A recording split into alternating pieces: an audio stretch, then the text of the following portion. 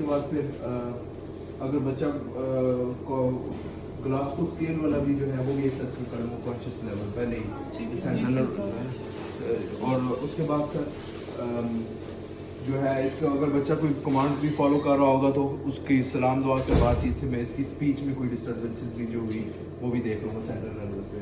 अब मैं cranial nerves पे आ जाऊँगा। क्रेनियल नर्व्स में सबसे पहले जो फर्स्ट क्रेनियल नर्व्स हमारी ऑल्फैक्टरी, उसमें मैं सेंस ऑफ स्मेल और ऑर्डर इनका चेक करूँगा बच्चे का। उसको मैं फॉर एग्जाम्पल कुछ भी सुंघाता हूँ मैं, अगर इसमें कोई आंखें बंद करवाऊँगा और इनको मैं कहूँगा कि मैं क्या चीज़ आपको स्मेल करवा रहा हूँ तो मुझे बता देगा कि ये स्वीट स्मेल या ऑर्डर स्मेल, जिससे सेंस ऑफ स्मेल यानी ऑल्फैक्टरी क्रेनियल नर्व नंबर 1 इनकी चेक हो जाएगी। और उसके बाद सेकंड क्रेनियल नर्व पे आऊँगा मैं। सेकंड क्रेनियल नर्व पे तो सर एक तो बच्चे की आँख खुला के वो डायलेटेड आपने ये देखें ये लाइट रिफ्लेक्स से था ऐसे ना, ठीक है। अच्छा इस तरह करना है, वो बड़ों वाले की तरह नहीं करना, ठीक है। ये सही तो बस इस तरह ही करना है, मतलब फोकस करके वो को स्टिक करवा के नहीं वो फिर वो तो आप उससे देख सकते हैं ना, वो जो फेंडोस्कोप होती है उससे लास्ट जाके आप देख सकते हैं कि आपको कोई पेप्लेडीमा या कोई ऐसी चीज़ तो नहीं मिल रही। नहीं सर, जैसे ये है कि आप आंखें खोल के सर ये देखिए इसकी ना कंस्ट्रिक्ट होगी, ये कंस्ट्रिक्ट हो रही है ब्लैक वाली, तो ये भी इस चीज़ का साइन है ना आई गेस कि ऑप्टिक नर्व जो है इसकी इंटैक्ट है। और fixation at bright light in infants. Fixation मतलब कि हम रोकेंगे इस तरह लाइट को सर थोड़ी देर के लिए वो करना है, पास देना है, ऐसे लाइट करके रोक देंगे। Fixation at bright light in infants, ये लिखी हुई लाइन। और इसके अलावा सर लिखा हुआ है कि विजुअल एक्टिविटी भी देखेंगे। फील्ड ऑफ विजुअल एक्टिविटी ये करना है कि आपने इसको एक हाथ पे कहना है, अभी एक हाथ बंद कर ले, एक आंख बंद कर लो, ठीक है। और एक डिस्टेंस पे होता है जिससे आपने कोई जैसे अब आपने ये दे दिया और इसे पढ़ना है कि ये क्या लिखा हुआ है, ठीक है। आप ये बताएं ये क्या लिखा हुआ है, ये क्या लिखा हुआ है, ये क्या लिखा हुआ है। इसी तरह फिर दूसरी आंख को इसी तरह बंद करके और उसका भी इसी तरह पूछना है। ये हमारी विजुअल एक्टिविटी है। और फील्ड ऑफ विजन भी सर इसके बाद नेक्स्ट लिखा है, फील्ड ऑफ विजन भी चेक करनी है। उसके लिए तो वो आई गेस मैं इनको कहूँगा कि इनको जैसे हाँ, वो ये है कि आपने इस तरह करना, एक हाथ अपना आंख पे रखें, ठीक है।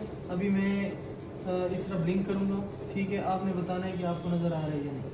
ब्लिंक हुआ, फ्रंट पे देखना होगा, आपने फ्रंट पे देखना है, आपको महसूस हो रहा है या नहीं। ये फील्ड ऑफ विजन है, ठीक है। इसी तरह फिर ये वाला हाथ इधर रखें और फिर महसूस हुआ, यानी फील्ड ऑफ विजन भी इनकी सही है। और सर इसके बाद लिखा हुआ है कलर विजन। कलर विजन वो एक मतलब कोई भी कलर हम उसको पूछना दिखा के वो दिखा कर देंगे। और चेक पिपिल साइड वो सर अभी मैंने देख लिया था कि वो लाइट मार कर देख लेंगे। और उसके बाद लिखा है reaction to the light, direct और इनडायरेक्ट रिएक्शन।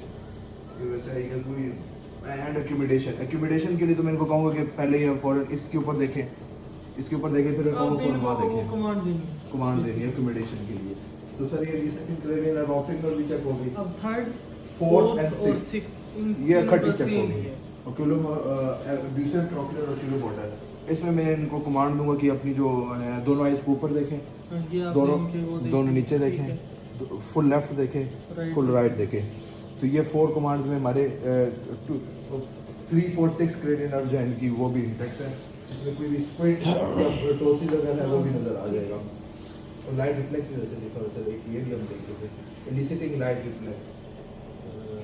ये भी कुछ अलग चीज में ये फिफ्थ क्रेनियल नर्व इसमें सबसे बड़ी ट्राइजेमिनल है। इसके 2 हिस्से sensory and motor.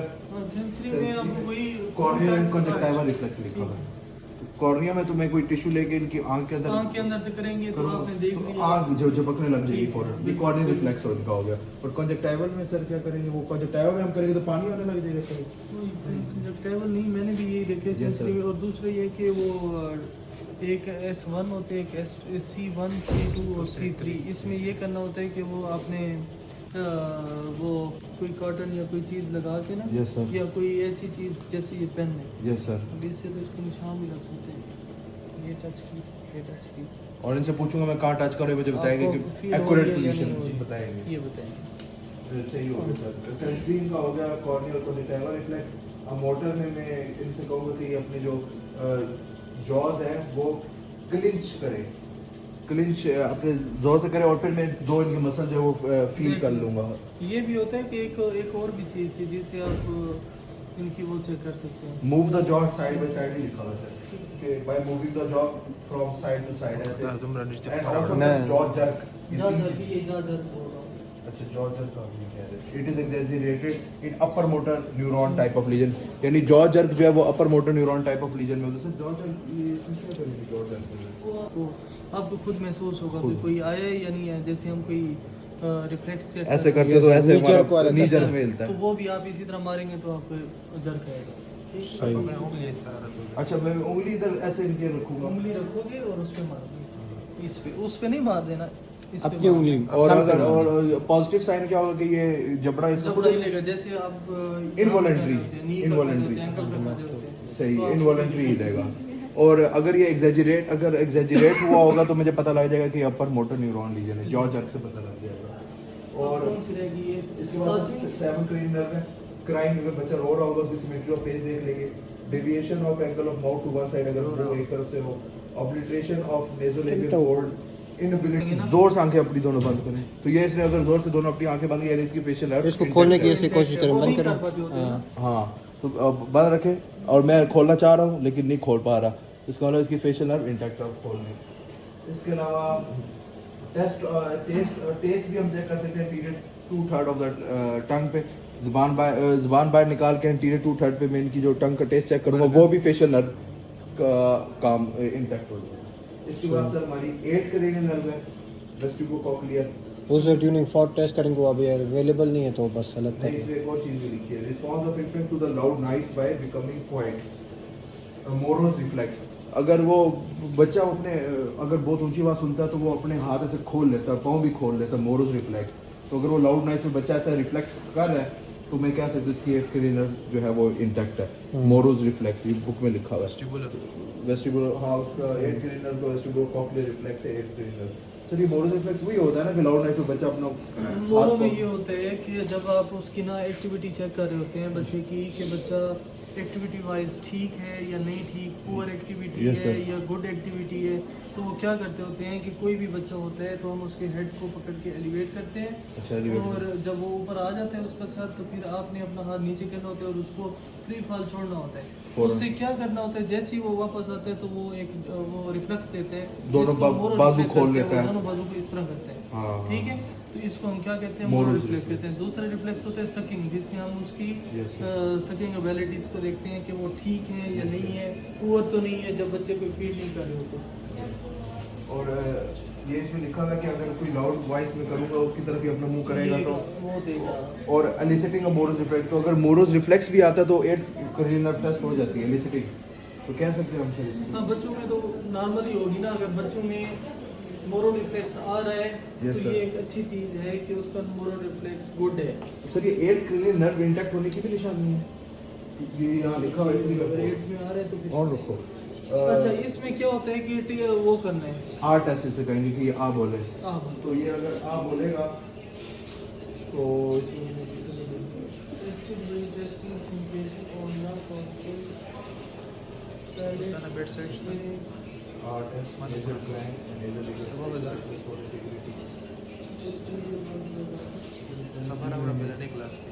None रोडन तबाजुता Saregama. इसमें अगर मैं इनकी टंग के पोस्टीरियर 1/3 पे टेस्ट देखता हूँ और इनको टेस्ट आ रहा कोई है चीज़- तो वो 9 and 10 क्रेनियल Intact है। इंटैक्ट है। ठीक है, और वो अगर हम इनकी कोई चीज़ इसको दे देंगे Yes, sir. और वही उसको कहेंगे कि उसी पार्ट पे जैसे 1/3 बोल रहे हैं ना, Yes, sir. इधर book में, यस सर, तो वहाँ पे आपको बोलेंगे कि कोई आपको टेस्ट आ रहा है। और आर टेस्ट और नेजल रिगर्जिटेशन भी 9th और 10th क्रेनियल के अंदर इंटैक्ट। अब कौन सी बचती है? 11th cranial necessary. Turn the face to one side against the resistance and shrugging of shoulder. इस पे मैं इनको कहूँगा कि मैं इधर हाथ रखूँगा और आपने अगेंस्ट द रेजिस्टेंस अपना मुंह इस तरफ मोड़ना है।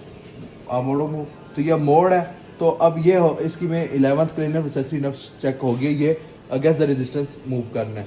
और दूसरा ये है कि आप अपने शोल्डर्स ऊपर करना, मैं नीचे दबाऊंगा, ऊपर करो आप। तो ये मैं इस तरह कर रहा हूँ। तो श्रगिंग ऑफ शोल्डर्स को भी मैंने चेक कर लिया। तो इन दो से मैंने 11th क्रेनियल नर्व, इनकी एसेसरी क्रेनियल नर्व की इंटैक्ट होने का वो चेक कर लिया।